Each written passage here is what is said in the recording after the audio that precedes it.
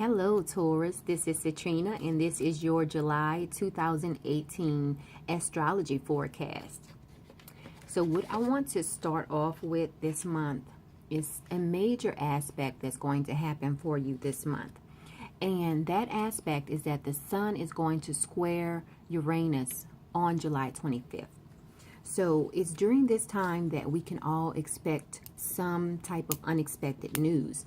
It could be good, but it's leaning more towards some type of news that you really will not be thrilled about. I'll put it like that. Now, for you, the sun is going to be in Leo in your fourth house of home and family. And then Uranus is in your first house, dealing with self, things of that nature. So for you, you might unexpectedly have to move. Something like that might happen for you. Remember, it can be you can hear news about anything, but because the sun and Uranus fall in these houses for you, your unexpected news can be something surrounding your home and family life and something dealing with yourself, your home and family and yourself. Okay, so I just wanted to point that out to you to let you know so that you can expect that. And also, the exact date will be July 25th, but you might hear news a few days before that or a few days after that. Okay, so let's keep going on because Mercury is going to be retrograde not all month. Mercury goes retrograde on July 26th. Now, for you, Mercury is going to be in Leo in your area of life dealing with your home and your family life. So when Mercury is retrograde, you can expect to have delays in travel. You can expect technology to just not act right. And remember, Mercury deals with communication. It deals with technology. It deals with travel, things of that nature. So now if you have travel that you have already booked, it's good to still go on the trip, but try not to book any travel during this Mercury retrograde period. Try not to sign any contracts during this time, things of that nature. Try to wait until after Mercury goes direct on August 18th, or try to sign any contracts or buy any technology before Mercury goes retrograde. And Mercury will be in Leo all month in your house of home and family life. So all month long, you will like talking about your home and your family life. Let's keep moving on. Let's see what Venus is doing. Venus is going to be in Leo also until the 10th. And then it moves into Virgo on the 10th. Now, Venus in Leo is a very different energy from Venus in Virgo. Okay, so if you're dating right now, when Venus is in Leo, it's a great time to go out. You're going to feel like going out to expensive restaurants, things of that nature. And then when Venus moves into Virgo, it's a different energy. So that's a time where you are more frugal. So when Venus is in Leo, you're more inclined to splurge, and for you, Venus is in Leo in your house 4, so you're more inclined to splurge on items dealing with your home and your family life. Now when Venus moves into Virgo, it's going to be in your house 5, dealing with fun, creativity, romance, kids, things of that nature. So if you're dating and you're dating a Virgo, another thing is, and you're dating a Taurus. When Venus is in Virgo, it's a very analytical type of energy. So if you're dating, you are sitting back, looking at the person, seeing how they respond or how they act. Now, for you, Taurus, Venus in Virgo is in your 5th house of fun, creativity, romance, kids. So if you're dating anyone, you're going to be, you will be sitting back looking at how does this person treat their kids? How does this person come up with ideas for a date with me? That's the romance part. How does this person Is this person a creative person? Things of that nature. How does this person like to have fun? That's what you'll be doing. You'll be sitting back, observing, analyzing the person's actions when Venus is in Virgo. And for you, it's in your house of fun, creativity, romance, kids. Now, also, if you're dating a Taurus and you're watching this video and you want to impress this Taurus, because Venus is in Virgo in Taurus's 5th house, you can impress this person by being creative when you set up a romantic date with the person, showing the person that you care about your kids, showing the person that you can be creative. Because under this transit, being that Venus in Virgo falls in this area of Taurus's life, those are the things that will impress the person. So just keep that in mind. Now let's keep moving on, because Mars is still retrograde. It's retrograde until August 26th. For you, Mars is in Aquarius in your 10th house of your career. So until after August 26th, you really are not trying to plan anything or move forward with your career. It's not to say that you can't move forward, but when Mars is retrograde, again, it really doesn't feel like doing anything. So right now, you just might be pretty much coasting, just enjoying the job that you do have if you do work, or enjoying the business that you have, if you have a business.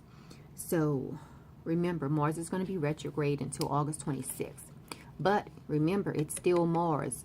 It can still make some things happen because it's still Mars. Let's talk about Jupiter, because Jupiter goes direct on July 10th. For you, that is in your house of partnerships. So when Jupiter was retrograde in Scorpio, it was about getting in touch with how you feel about your partners, whether it's business partners or romantic partners, or you've been thinking about signing contracts. So now that Jupiter is going direct, you will find yourself, everything you've been thinking about, you'll find things start to happen in those areas, in your partnerships, in your contracts, things of that nature, now that Jupiter is going direct. Now let's talk about the Sun's position. The Sun is going to be in Cancer until the 22nd, and then as of the 22nd, we can start telling our Leo friends happy birthday because they're so fabulous. Now let's look at the new moon, because it's not just a regular new moon. It's a major happening in the sky this month. So it's going to be a partial solar eclipse. And let me just tell you about solar eclipses. A solar eclipse occurs when the moon is between the sun and the earth. That's for all of you visual people out there who, visualize things as people are talking about them. Now, most of us will feel the energy of this partial solar eclipse. However, if you are in Aries, Cancer, Libra, or Capricorn, you will feel it the most. Now, a solar eclipse is a time where you go through transformation. You want to take action on the transformation in your life. Okay, now, which is a good thing. The only thing with this partial solar eclipse is that it is in opposition to Pluto. So Pluto is opposing this new moon, this partial solar eclipse. So because of that, you have to beware of any type of drama or crisis that might creep up during this time. But the good thing is that you will avoid it because you will see it coming. Now, this partial solar eclipse can affect a lot of us until, for the next 6 months. And also, it is a preview of what to expect next year. Okay, now I'm going to pull one card to see what Taurus, the sign of Taurus, needs to concentrate on at this new moon. Let's see, what do you need to concentrate on at the new moon, Taurus?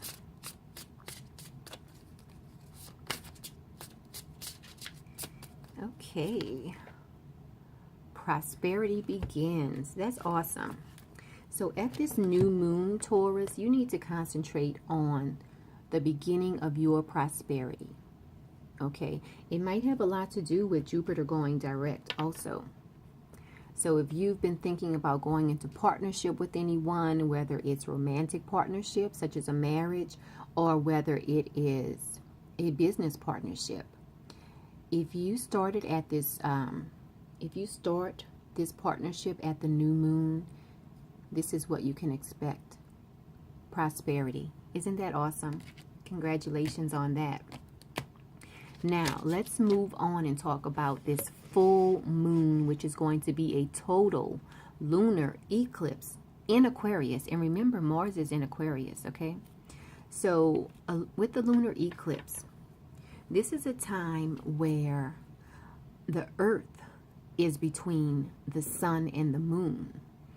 Okay, that's for all of you visual people out there, or all of you scientific people.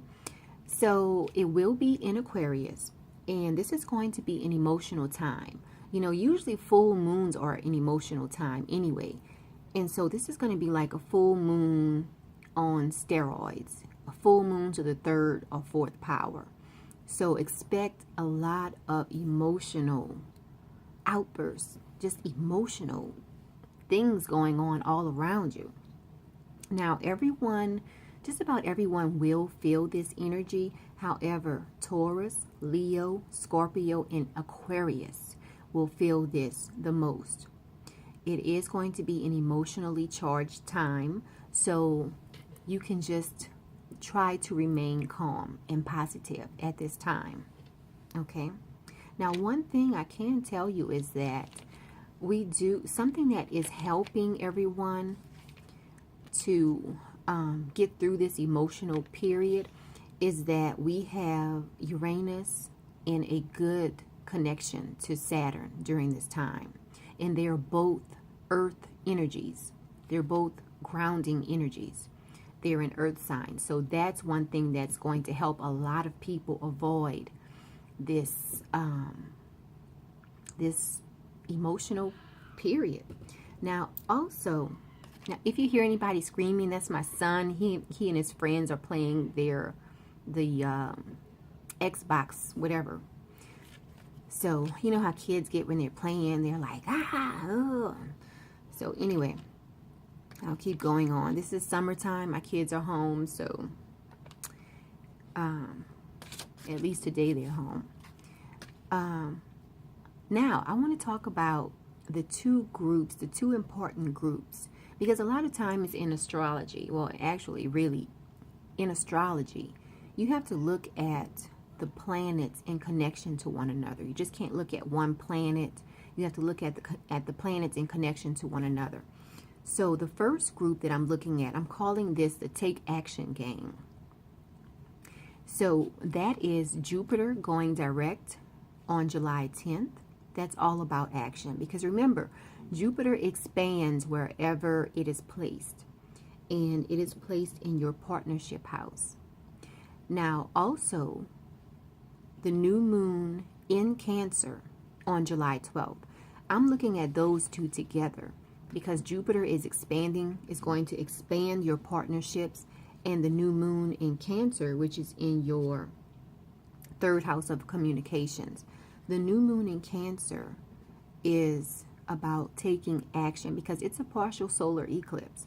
So you can definitely expect, you might even be speaking about your partnerships. You might be communicating a lot about your partnerships around July 10th through July 12th, maybe a few days before, a few days after. So that's the first group I want to talk about. Now, the second group, I'm calling this group the emotional gang, okay? And let's see what's going on with them. We have the sun going into Leo on July 22nd, and we all know Leos can be dramatic. I'm a Leo myself, so I'm not talking about them behind their backs, okay? Leos can be dramatic. So the sun going into Leo is going to be a dramatic time, okay? And then we have the sun, which is in Leo, squaring Uranus, which is in Taurus. on July 25th. And that's about unexpected news.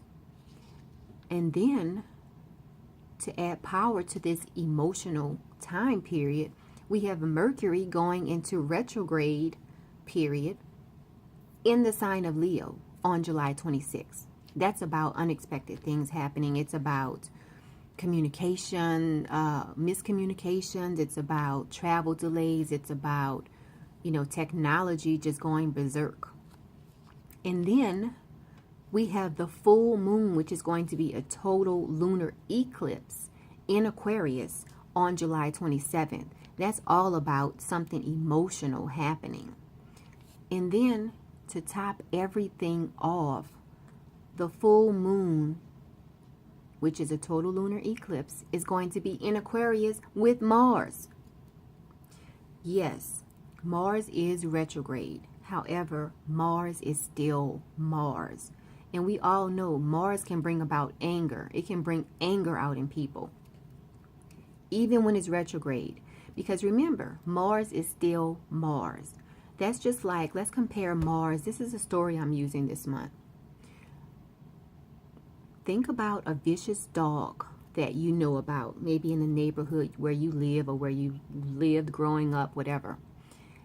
And think about how the vicious dog was always barking, jumping at the fence whenever you passed by. And you knew not to try to pet the vicious dog, right? So let's just imagine that one day you're walking past the gate and the dog is not barking. And so it makes you feel like, oh, I can pet the dog today. He's not vicious and barking today. And you reach out your hand to pet the dog, and what happens? It bites you.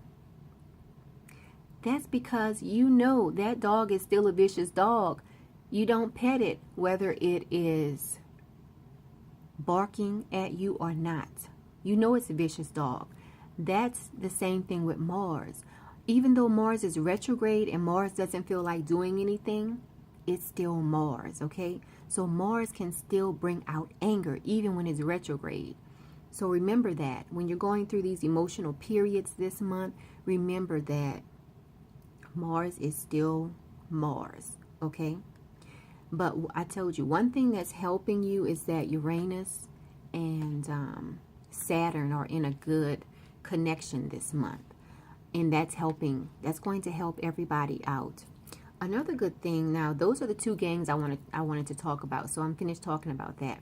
So another thing I want to mention before I get out of here is that Venus is forming a bond with Pluto. Okay. And that's by the end of the month. So for you, Venus is in Virgo in your 5th house, and Pluto is in Capricorn in your 9th house. So that is forming a nice bond. So that's another thing that's going to help us get through this emotional period. And remember, this emotional period, this emotional gang of planets is happening between July 22nd through July 27th. So just brace yourself during that time period. Okay, Taurus, that has been your reading, your July 2018 astrology forecast. Please like this video, share the video, and subscribe to the channel. I greatly appreciate it. And if you would like a reading, you can contact me. I have my contact information listed below, and it's also right here. And I would be happy to do a reading for you. And until next month, Taurus, have a great month.